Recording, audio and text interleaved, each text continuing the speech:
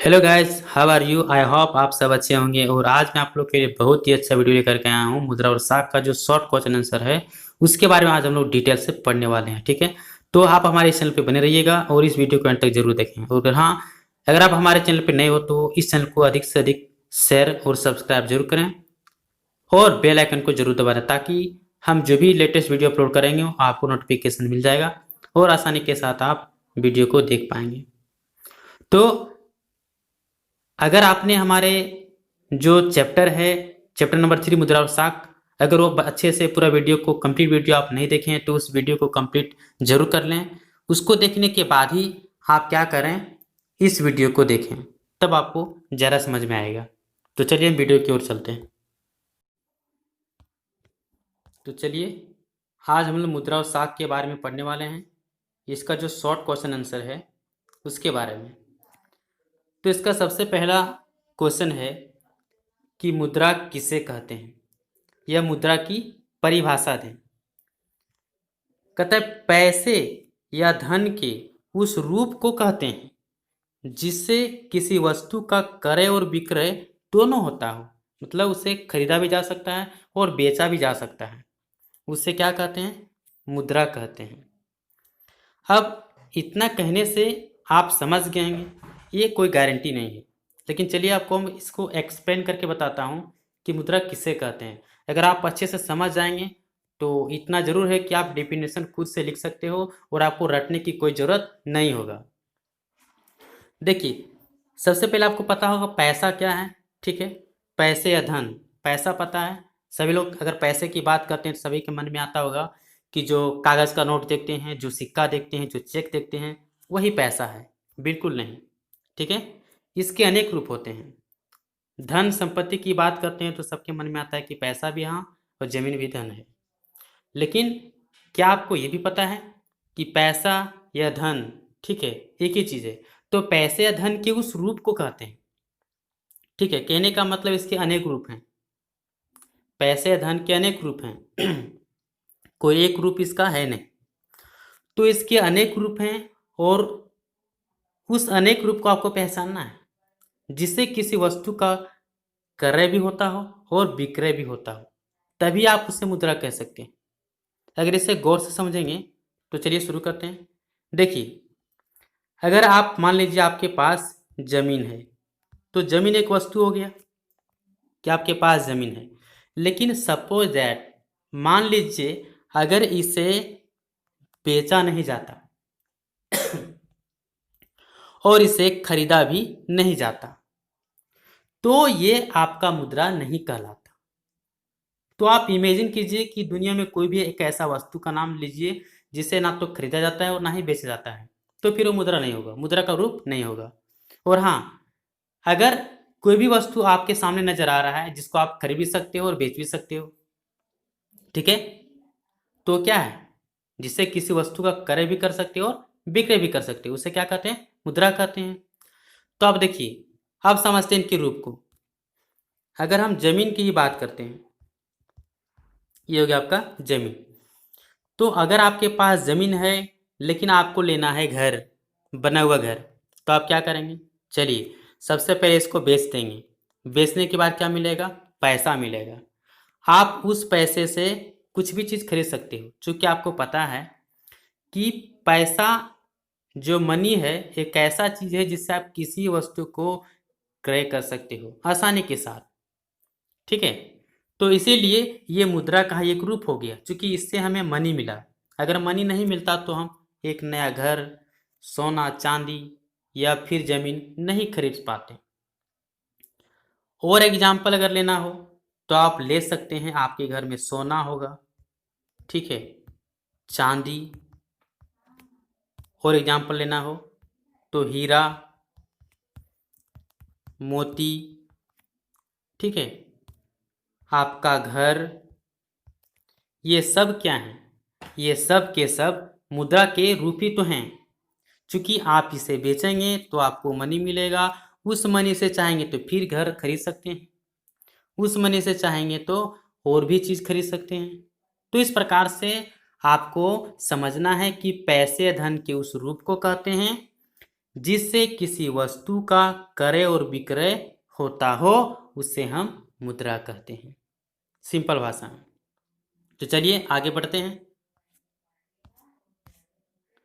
Next है साख का अर्थ क्या होता है।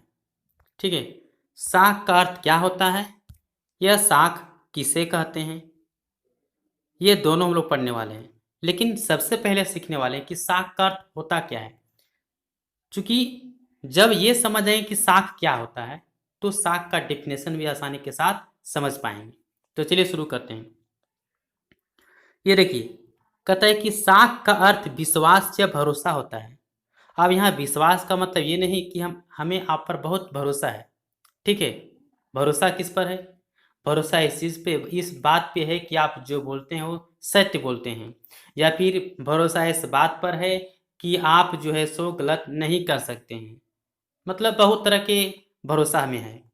लेकिन एक चीज़ का भरोसा नहीं है कि अगर हम आपको पैसा देंगे तो आप हमारा पैसा को वापस कर देंगे सही टाइम पे, तो फिर वो साख नहीं कहलाएगा। ठीक है, साख का मतलब भरोसा तो होता है, लेकिन इकोनॉमिक्स में साख का मतलब होता है कि ऋण लौटाने या भुगतान करने की क्षमता में विश्वास करना।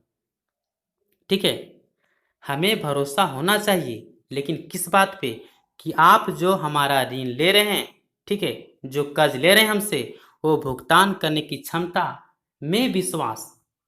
मतलब हमें ये विश्वास होना चाहिए कि आप हमसे जो पैसा ले रहे हैं वो आप हमें एक निश्चित समय में वापस कर देंगे। यही है साख। एग्जाम्पल के लिए, अगर आप किसी के पास मतलब पैसा लेने के लिए जाते हैं, कर्ज लेने के लिए जाते हैं, चाहे ब्याज पर लेते होंगे या बिना ब्याज पर, उससे मतलब नहीं है। लेकिन अगर आप किसी से पैसा मांगने के लिए जाते हैं और अगर आपको पैसा दे देता है, इसका मतलब ये हुआ कि आपकी साख अच्छी है। अगर आपकी साख खराब होती तो आपको पैसा नहीं देता। जैसे हम लोग कहते हैं ना कि उसका क्रेडिट बहुत खराब है, क्रेडिट अच्छा है, वही है साख। साख में क्या होता है ना कि साख में लोग देखते हैं कि ये आदमी हमारा पैसा वापस करेगा कि नहीं करेगा। हाँ, ये भी हो सकता है कि जो व्यक्ति है उसके पास पैसा बहुत है, मतलब वो अमीर आदमी है, वो हमसे कर्ज लेने के लिए आ गया, सपोज दैट, लेकिन वो बेईमान है। ठीक है, वो हमारा पैसा लेकर के नहीं देगा। ठीक है, अगर इस टाइप का व्यक्ति है तो फिर भी हम कह सकते हैं कि इसकी साख अच्छी नहीं है। क्योंकि साख का मतलब होता है भरोसा करना, लेकिन इस बात पे भरोसा करना कि हमारे से या हमसे जो पैसा लेगा, ठीक है, उसे भुगतान करने की क्षमता में विश्वास होना चाहिए, तभी वो क्या कहलाएगा, साख कहलाएगा। तो चलिए इसकी परिभाषा हम देते हैं। ये था क्या, अर्थ। तो आप अर्थ में लिख सकते हो कि साख का अर्थ होता है विश्वास या भरोसा, और अर्थशास्त्र में साख का मतलब होता है ऋण लौटाने या भुगतान करने की क्षमता में विश्वास से होता है। तो इतना तो आप कर ही सकते हैं। नेक्स्ट है साख किसे कहते हैं। तो साख एक प्रकार का विनिमय कार्य है। विनिमय का मतलब आपको पता ही होगा क्या होता है, लेन देन करना। ठीक है, जिससे कोई ऋणदाता, ऋणदाता का मतलब जो ऋण देता है, कर्ज देता है, उसको ऋणदाता कहा जाता है। ठीक है, आपको जो व्यक्ति पैसा देगा वो ऋणदाता कहलाएगा। किसी ऋणी को मतलब जो ऋण लेता है, कर्ज लेता है, कर्ज लेने वाला व्यक्ति को ऋणी कहा जाता है। तो ऋणी को वस्तुएं या मुद्रा इस विश्वास पर देता है कि वह एक निश्चित समय के बाद उसे वापस कर देगा। ठीक है, अगर मान लीजिए ए और बी दो व्यक्ति हैं, ये क्या है, ए को मान लेते हैं ये ऋणदाता है, पैसा देने वाला है, ठीक, और बी जो है वो है ऋणी। ऋणी का मतलब पैसा लेने वाला, कर्ज लेने वाला। तो जो ये है वो बी को पैसा इस विश्वास पर देता है कि वह एक निश्चित समय के बाद उसे वापस कर देगा। मतलब एक फिक्स टाइम होना चाहिए ना। अब ऐसा नहीं कि आप में क्षमता है कि पैसा वापस कर देंगे, लेकिन कोई फिक्स टाइम नहीं है। हो सकता है कि आप 50 साल के बाद देंगे, हो सकता है कि आप 20 साल के बाद देंगे। तो इस प्रकार से कोई आपको पैसा नहीं देगा। एक फिक्स टाइम होना चाहिए कि हाँ, हम आपको 2 ईयर या 1 ईयर के लिए पैसा ले रहे हैं, आपको इतने साल के बाद आपका पैसा वापस कर देंगे, इतने ब्याज के साथ, या आपका जो भी कंडीशन होगा वो कंडीशन के साथ आपका पैसा वापस कर देंगे। तो यही हो गया साख। तो आई होप आपको समझ में आ गया होगा। कि साख एक प्रकार का कार्य है, विनिमय कार्य है, जिससे कोई ऋणदाता किसी ऋणी को वस्तु या मुद्रा, हो सकता है कि आपको मुद्रा ना दे करके कोई वस्तु ही दे, जैसे सोना हो गया, चांदी हो गया, ठीक है, हीरा मोती, घर जमीन, कुछ भी हो सकता है।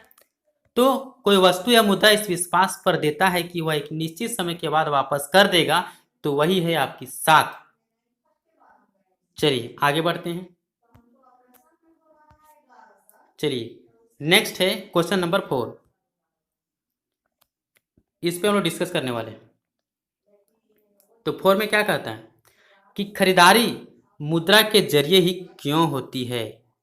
एक सवाल आया कि जो खरीदारी है, जो हम लोग किसी वस्तु को खरीदते हैं, वो मुद्रा के जरिए ही क्यों खरीदते हैं। ठीक है, इसका सटीक आंसर होगा कि मुद्रा के माध्यम से हम किसी भी वस्तु का सेवा, किसी वस्तु या सेवा का क्रय आसानी से कर सकते हैं, इसीलिए खरीदारी मुद्रा के जरिए होती है। कहने का मतलब ये हुआ कि हम लोग जो खरीदारी है वो पैसे के जरिए क्यों करते हैं। मान लीजिए आप किसी वस्तु से लेन देन क्यों नहीं करते हैं कि हमें ज़रूरत है, मान लीजिए चावल का, ठीक है, तो क्यों ना हम किसी को, हमारे पास जो वस्तु है, मान लीजिए हमारे पास वस्तु है सोना, ठीक है, और हमें चावल की ज़रूरत है, तो हम क्या करेंगे, हम सोने को किसी को देंगे, वैसे व्यक्ति को ढूंढेंगे जो व्यक्ति इसको लेगा और उसके पास चावल होगा। ऐसा नहीं कि लेने वाला बहुत है बट देने वाला नहीं आपको, उसके पास चावल नहीं, गेहूं होगा, टोपी होगा, कुर्सी होगा, कुछ भी हो सकता है, लेकिन आपको ढूंढना है वैसे व्यक्ति को जो चावल ही, जिसके पास चावल हो, क्योंकि आपको चावल की जरूरत है। ठीक है, तो वैसे व्यक्ति को ढूंढना पड़ेगा और आप उससे सोना देंगे और ठीक है, वो आपको चावल देगा। तो इस प्रकार से आप देखते होंगे कि अगर ऐसा हम करते हैं तो इसमें बहुत सारा प्रॉब्लम आएगा, समस्या आएगा। हो सकता है कि ऐसे ढूंढने में, इस प्रकार के लोगों को ढूंढने में हमें 2 साल 5 साल लग जाए, तब तक हम भूखे मर जाएंगे। ऐसा भी हो सकता है। ऐसा भी हो सकता है कि संयोगवश से आपको 2 ही दिन में मिल जाए, इसकी कोई गारंटी नहीं। बट हाँ, अगर आप पैसे से करते हैं तो इसकी फुल गारंटी है। अगर आपके पास मनी है और अगर आपको चावल चाहिए, ठीक है, तो इसकी फुल गारंटी है कि आपको जब चाहिए तब मिलेगा, आपको 1 मिनट के अंदर में मिल जाएगा।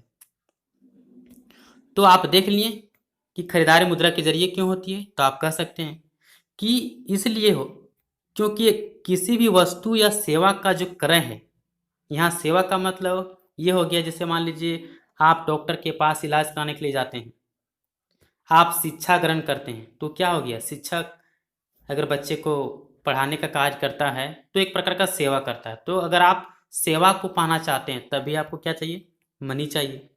आप डॉक्टर से सेवा चाहते हैं कि हमारी जो तबीयत खराब है वो अच्छा कर दे, तो वो आपके लिए, वो आपका जो सेवा करेगा उसके बदले में आप क्या देंगे, मनी देंगे।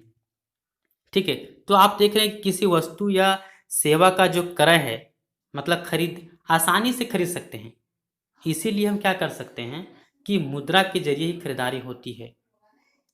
तो आई होप आपको समझ में आ गया कि खरीदारी मुद्रा के जरिए क्यों होती है, क्योंकि इससे हम किसी वस्तु या सेवा का क्रय आसानी से कर सकते हैं, इतना आसानी से कर सकते हैं कि आप सोच भी नहीं सकते। चलिए नेक्स्ट क्वेश्चन है क्वेश्चन नंबर 5, वस्तु विनिमय प्रणाली किसे कहते हैं।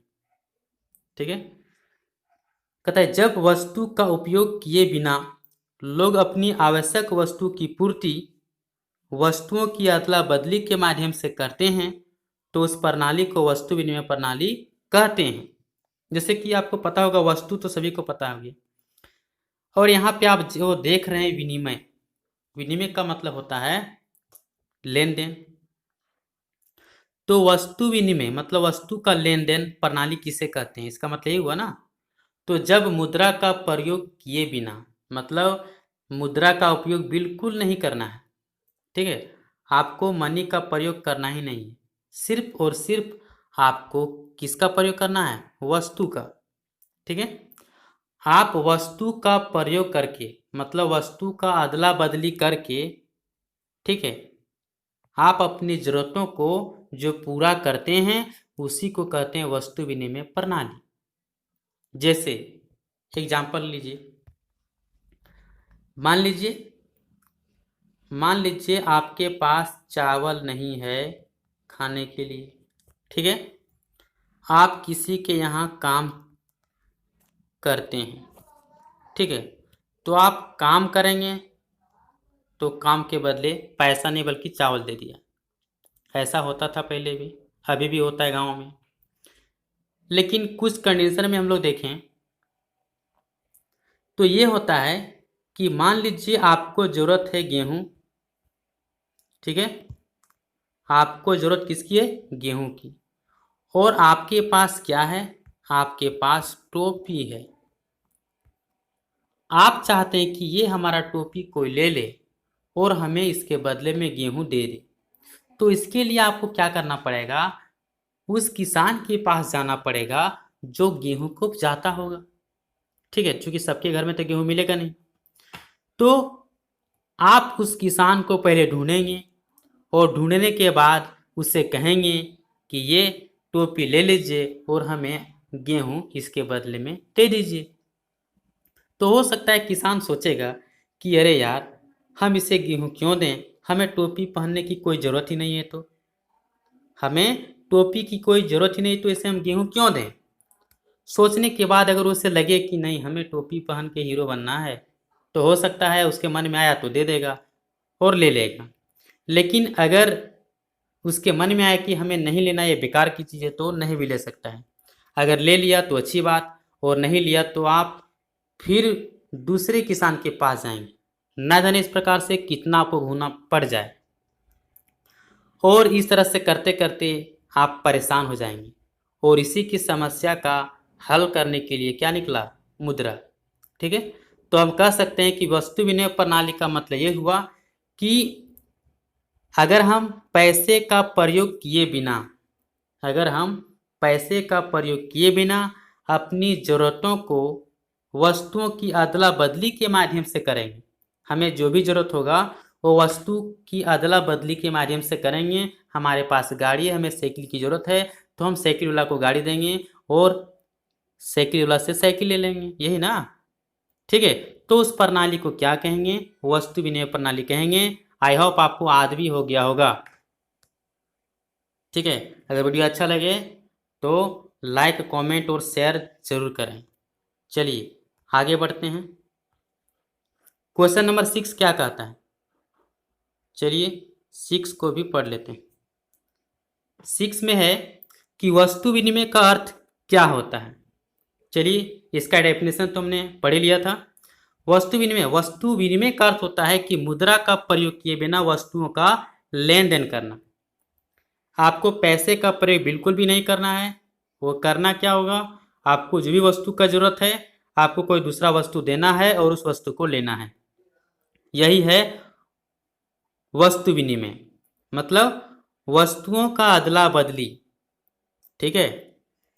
नेक्स्ट है विनिमय का अर्थ क्या होता है। तो मैंने पहले भी बताया था, विनिमय का अर्थ होता है लेन देन, लेकिन फिर भी लिख दिया है ताकि आप आसानी से नोट्स बना सकें। इसके आगे है क्वेश्चन नंबर 8 ना। चलिए इसको भी देख लेते हैं। क्वेश्चन है बैंक क्या है। एग्जाम में कई बार एग्जाम में पूछा भी है, बैंक क्या है, बैंक किसे कहते हैं, ठीक है। कहता है कि बैंक उस वित्तीय संस्था को कहते हैं जो जनता से धनराशि जमा करने तथा जनता को ऋण देने का काम करती है, उसी को कहते हैं बैंक। कहने का मतलब ये हुआ कि उस वित्तीय संस्था, यहाँ पे वित्तीय संस्था कोई भी हो चलेगा, लेकिन अगर वो जनता से धनराशि मतलब पैसा जमा करने का कार्य करती है और जनता को ऋण देने का कार्य करती है, तो उसे हम क्या समझेंगे? बैंक। आप अपने दिमाग में कोई बैंक ढूंढिए, ठीक है। चाहे वो कैनरा बैंक हो, बैंक ऑफ इंडिया हो, इलाहाबाद बैंक हो, SBI, ठीक है। सिर्फ ये क्या करता है? जनता से धनराशि जमा करने का कार्य करती है और जनता को ऋण देने का काम करती है, ठीक है। आपको कोई ऐसा बैंक नहीं मिलेगा जहाँ पे आपका पैसा जमा नहीं होगा और आपको ऋण देने का काम नहीं करेगा, तो फिर वो बैंक रहेगा ही नहीं। ठीक है, इसके आगे देखते हैं चेक क्या है। और हाँ, अगर आपको लग रहा है कि सर ये वित्तीय संस्था क्या है, तो इसको और अच्छे से समझने के लिए आपको कुछ समय तक आपको वेट करना पड़ेगा।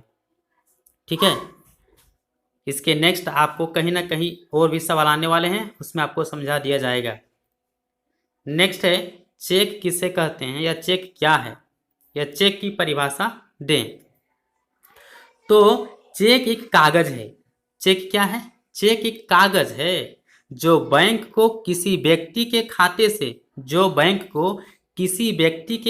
से चेक पर लिखे नाम के किसी दूसरे व्यक्ति को एक खास रकम का भुगतान करने का आदेश देता है। सबसे पहले आप ये समझें कि चेक क्या है। तो चेक एक कागज है, लेकिन उसका महत्व कैसे होता है? देखिए, जो बैंक को किसी व्यक्ति के खाते से चेक, देखिए इसके आगे चेक के बारे में बताएंगे, लेकिन आप फिलहाल एग्जाम्पल से समझ लीजिए। मान लीजिए आपका ये चेक है, ठीक है।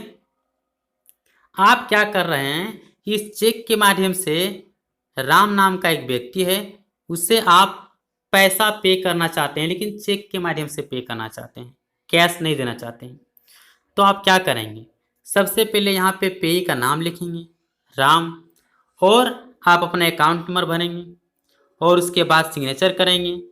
तो बैंक क्या करेगी? ठीक है, बैंक का काम है आप जो रकम लिखे हैं, जितना पैसा लिखे हैं, आपके आदेश का पालन करेगा, वो पैसा उसे दे देगा। तो ये क्या हुआ? चेक एक कागज था जो कि बैंक ने क्या किया, जिसके नाम पर आपको आपने कहा था कि इस व्यक्ति को भुगतान करना है, बैंक ने भुगतान कर दिया। ठीक है, आपके आदेश का पालन कर लिया, यही है चेक। इसके आगे देखें तो क्वेश्चन है कि ऋण क्या है। ठीक है, ऋण क्या है या ऋण किसे कहते हैं?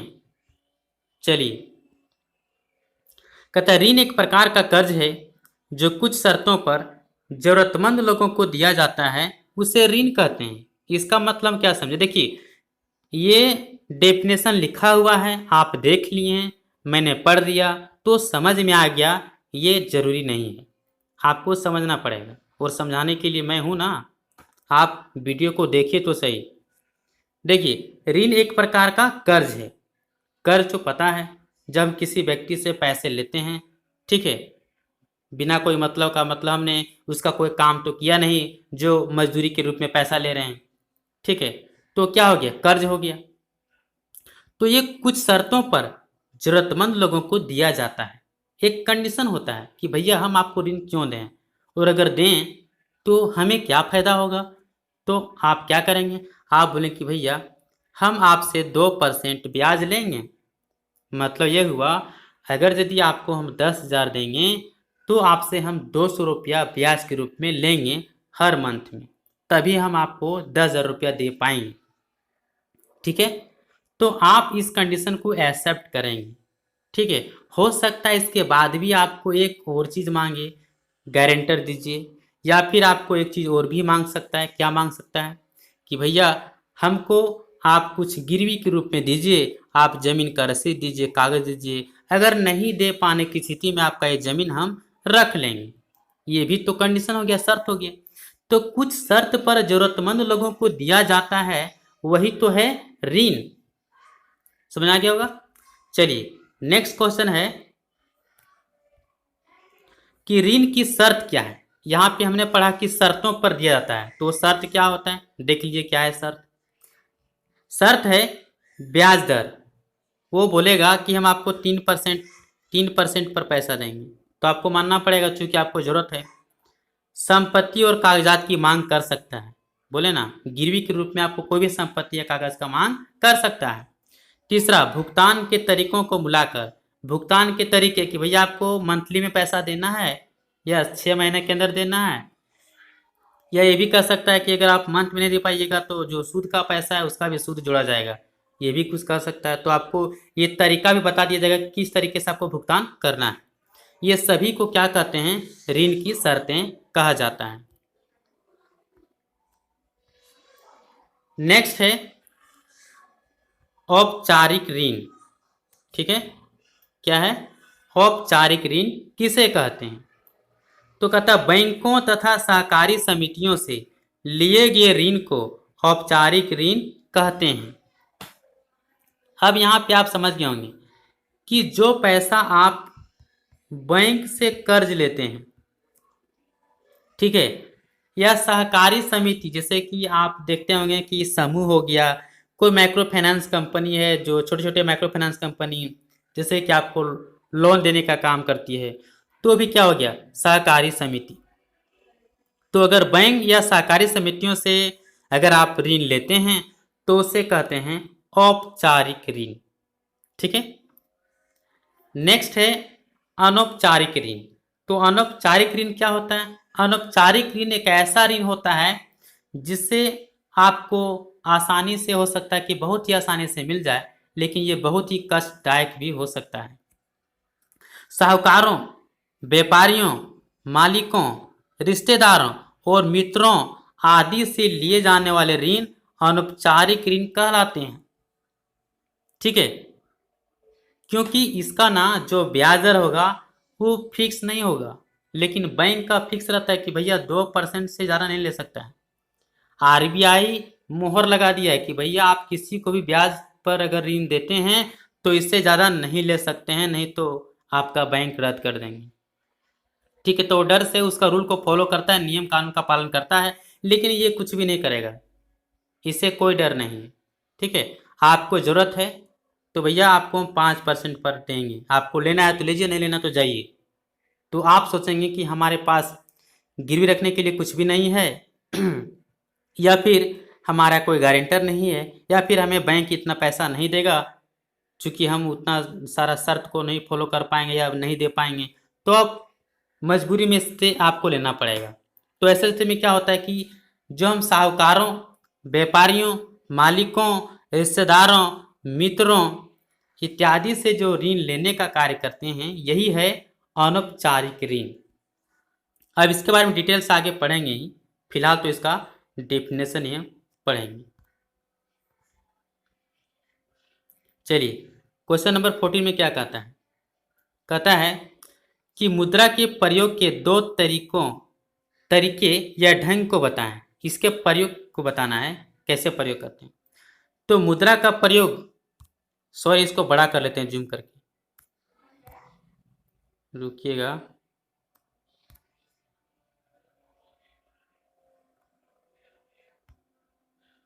चलिए अब ठीक है, अब देखिएगा। तो कहता है कि मुद्रा का प्रयोग अनेक प्रकार के चीज़ें खरीदने और बेचने के लिए किया जाता है। सही बात कर रहा है कि हम लोग मुद्रा का प्रयोग कहाँ कहाँ करते हैं? तो अनेक प्रकार की चीज़ों को खरीदने और बेचने के काम में किया जाता है। ये सही बात है, सत्य बात है। नेक्स्ट है मुद्रा का प्रयोग विभिन्न प्रकार की सेवाएं प्राप्त करने में भी किया जा सकता है। कहता है अनेक प्रकार की जो सेवाएं हैं उसको प्राप्त करने के लिए भी करते हैं। जैसे कि आप वकील से कोई केस लड़ते हैं तो भैया आपको पैसा वो लेगा ही, फ्री में कोई करने के लिए नहीं बैठा है।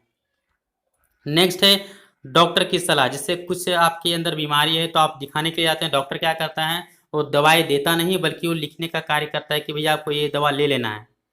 दवाई तो आपको मेडिकल से ही मिलेगी, लेकिन वो जो सलाह दिया कि आपको ये कार्य करना है, ये दवा खाना है, उसके लिए आपसे क्या लिया? पैसा लिया। तो हम ये सब चीज़ों के लिए प्रयोग करते हैं। तो दो तरीके ये सवाल पूछा गया है, ठीक है, इसलिए मैंने इसको भी ऐड कर दिया। नेक्स्ट है समर्थक ऋणाधार किसे कहा जाता है? एक मिनट, अब ठीक है। समर्थक ऋणाधार किसे कहा जाता है? तो देखिए, समर्थक ऋणाधार वह संपत्ति होता है जैसे भूमि संपत्ति, गाड़ी, पशु, बैंक में जमा पूंजी, जिसका मालिक कर्जदार होता है। कर्जदार का मतलब जो ऋण वगैरह लेता है उसको कर्जदार कहते हैं। तो अपने कर्ज देने के बदले में उधारदाता कर्जदार से ऐसी गारंटी की मांग कर सकता है। कहने का मतलब अगर हम आपको ऋण दे रहे हैं तो सबसे पहले ये जानना चाहेंगे कि आपके पास क्या क्या पूंजी संपत्ति है, और अगर आप हमें नहीं दे पाएंगे तो क्या गारंटी, इस गारंटी की मांग करेगा। तो गारंटी के रूप में आप अपना जमीन दे सकते हैं, गाड़ी दे सकते हैं, आपके पास जो जमा पूंजी है वो भी दे सकते हैं। तो कहने का मतलब आपके पास जो गारंटी देने के लिए जो कागजात हो, चाहे धन संपत्ति हो, वही ऋणाधार, जो समर्थक ऋणाधार कहलाता है। नेक्स्ट है कि बैंकों में जमा की गई राशि को मांग मुद्रा क्यों कहते हैं। जो बैंक में पैसा जमा किए हैं उस राशि को मांग मुद्रा क्यों कहते हैं। आखिर मुद्रा तो कहते हैं सुना था, लेकिन मांग मुद्रा भी क्यों कहते हैं।